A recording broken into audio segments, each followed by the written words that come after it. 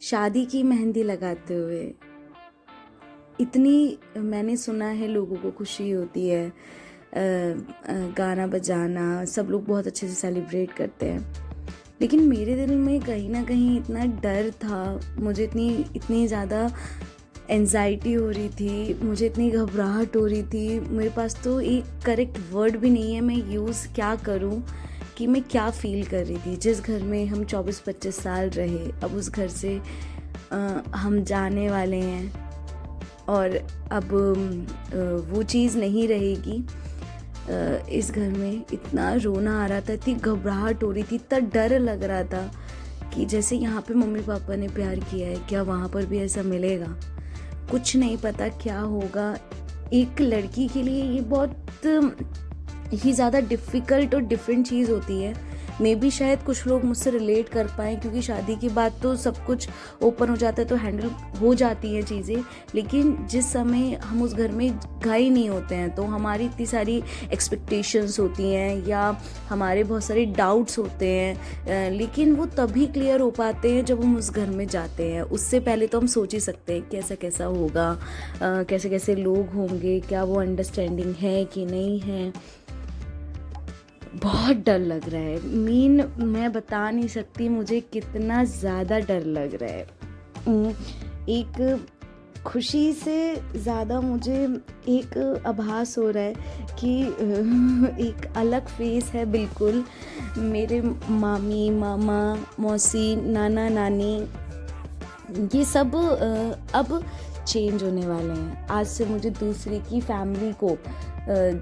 Family को अपना मानना है, जिसे मैं पूरी दुनिया में जानती भी नहीं, कितने दिन हुए होंगे मिले हुए, और उसकी फैमिली के रिश्ते मेरे लिए वैल्यूएबल हो जाएंगे। मेरी फैमिली के रिश्ते तो अब एक तरीके से फॉर्मेलिटी हो गए, पराया धन जिसे कहते हैं कि, लेकिन मेन रिश्ते तो अब वही हो जाएंगे।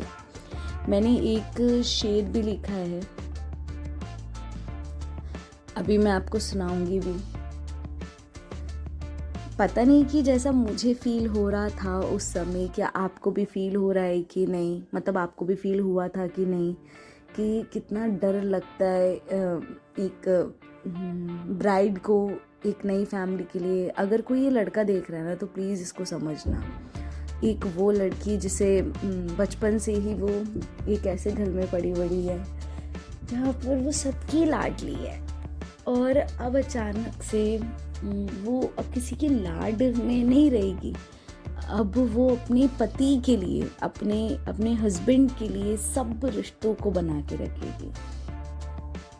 ऐसे उसके मम्मी पापा बदल जाएंगे, उसकी बहनें, उसके भाई, सब रिश्ते उसके हो जाएंगे। I am feeling so nervous and emotional, and ये जो लाइफ का फेस है ना, जो लड़कियों की लाइफ में आता है, ये बहुत अलग एक्सपीरियंस होता है, लेकिन हमें इतना बुरा नहीं लगता ये चीज़ लड़कियों को ज़्यादातर, क्योंकि हमारी अपब्रिंगिंग ही ऐसी हुई होती है बचपन से कि हमें पता होता है हमें दूसरे घर जाना है, तो लड़कियां बहुत ईजिली एक्सेप्ट कर लेती हैं कभी। लेकिन लड़कों के लिए अगर कोई अचानक से कहे वही तुम्हें आना है घर जमाई बन के, तो 100 में से कितने आ पाएंगे, फिर 1000 में से कितने आ पाएंगे। तो उन एक माँ के लिए एक्सेप्ट करना उसका बेटा कहीं और जाके रह रहा है, वो कितना डिफ़िकल्ट होता है। मतलब देखिए, मैं कोई नेगेटिव नहीं हूँ, मैं कोई नेगेटिविटी नहीं की बात कर रही कि माँ ऐसा करे वैसा करे। एक घर में रहते हुए भी बेटा मतलब माँ उसको नहीं देख पाती कि तू बहू की सुन रहा है, मेरी नहीं सुन रहा है। तो एक माता पिता मतलब जो अपनी बेटी को बिल्कुल दूर कर देते हैं कि जा, आज से हमने तुझे पैदा किया, हम तेरे माता पिता नहीं हैं, वही है तेरे माता पिता। तो वो फीलिंग एक माँ, एक लड़की के पेरेंट्स में, और वो फीलिंग एक लड़के के पेरेंट्स में बहुत अलग होती है, बहुत ज़्यादा अलग होती है। आज के टाइम में लाइक मैंने बहुत देखे हैं, किसी की सास तो बहुत अच्छी है, किसी की नंदे भी बहुत अच्छी है, लेकिन मुझे तो बहुत डर लगता है क्योंकि मैं अभी तक बिल्कुल बाहर नहीं निकली हूँ, जिसने समझ में नहीं आया मुझे अभी तक कैसे करना है, कैसे नहीं करना है। बिल्कुल साफ दिल है, जो आता है दिल में वो साफ साफ बोल दो। बहुत डर लग रहा है, बहुत डर लग रहा है।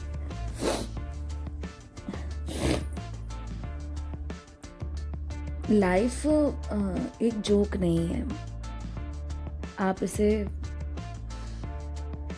अपने भावों से तो कंट्रोल कर सकते हो, लेकिन दूसरों पे कंट्रोल नहीं कर सकते हो। और मेरे को ये समझ में आया है कि आपकी इंटेंशन दूसरों के लिए कितनी अच्छी क्यों ना हो, जब आप उनको सलाह दे रहे हो, डिपेंड करता है कि वो क्या उस इंटेंशन से उस चीज़ को इनहेल कर पा रहा है। बहुत डर लग रहा है। क्या आप लोग के साथ भी ऐसा हुआ है? प्लीज़ मुझे बताना, जैसा मुझे फील हो रहा है। अच्छा, अब बात करते हैं मेहंदी के बारे में।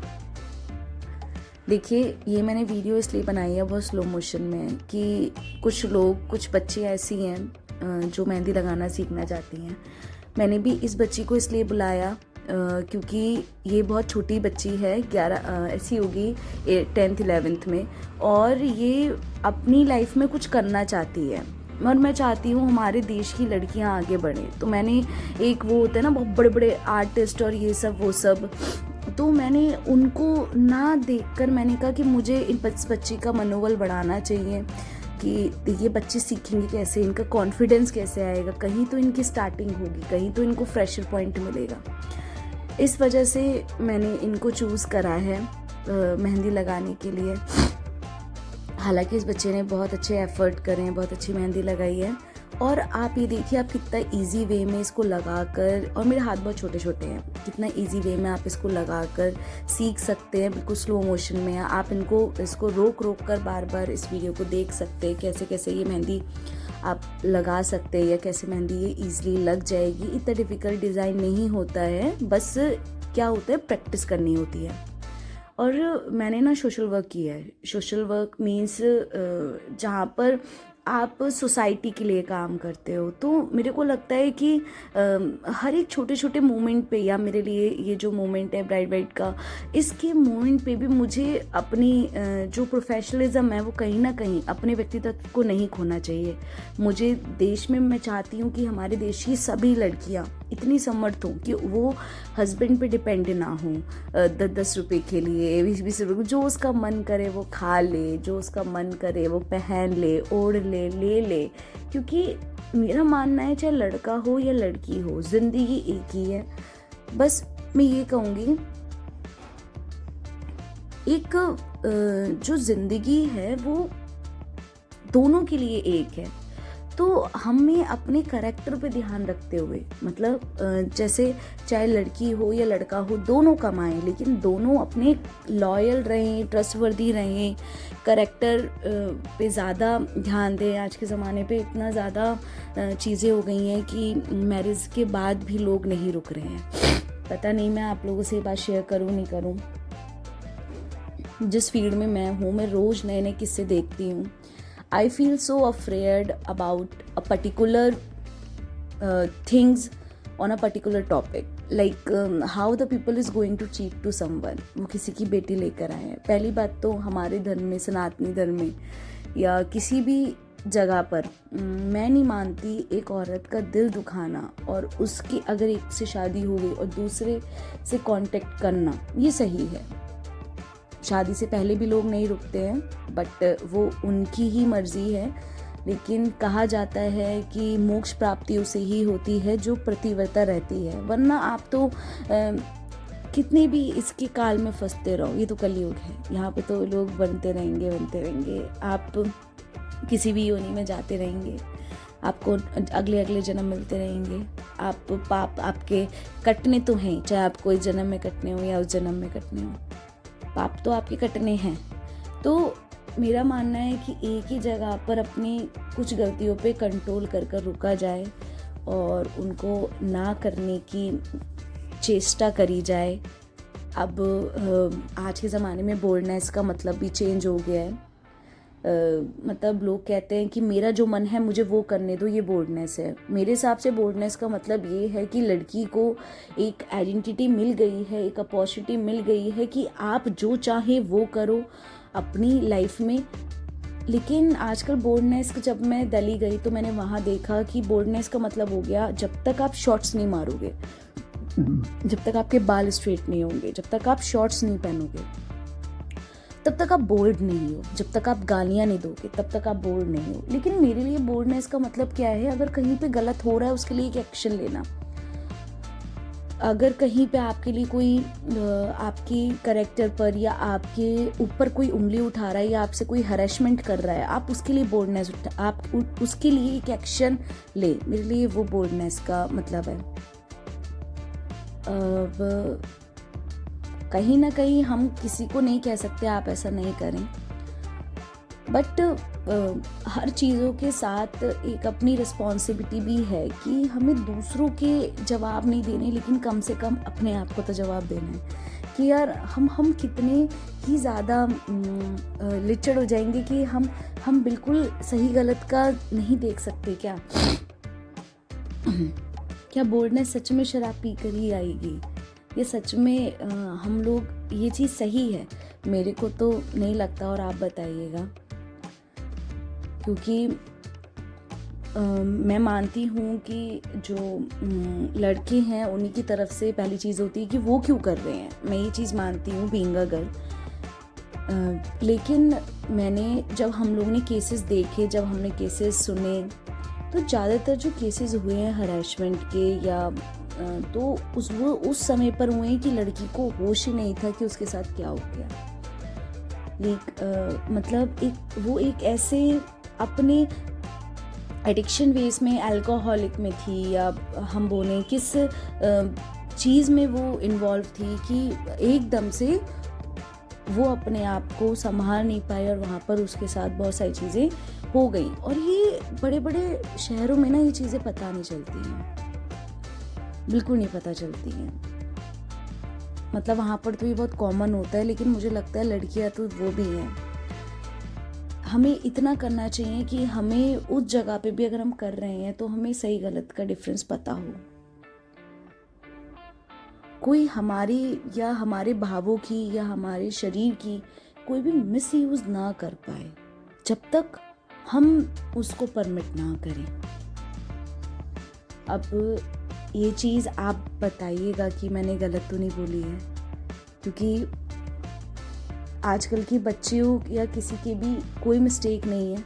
कहीं ना कहीं आजकल की सोसाइटी ही ऐसी हो गई है, जो जिस माहौल में पड़ा बड़ा है वो वैसा ही बनता जा रहा है। अब बुरा उसको वो लगेगा जो वो नया करेगा, लेकिन जब वो बचपन से जो चीज़ कर रहा है उसको वो बुरा क्यों लगेगा, उसको वहाँ पे वो बुरी चीज़ क्यों लगेगी।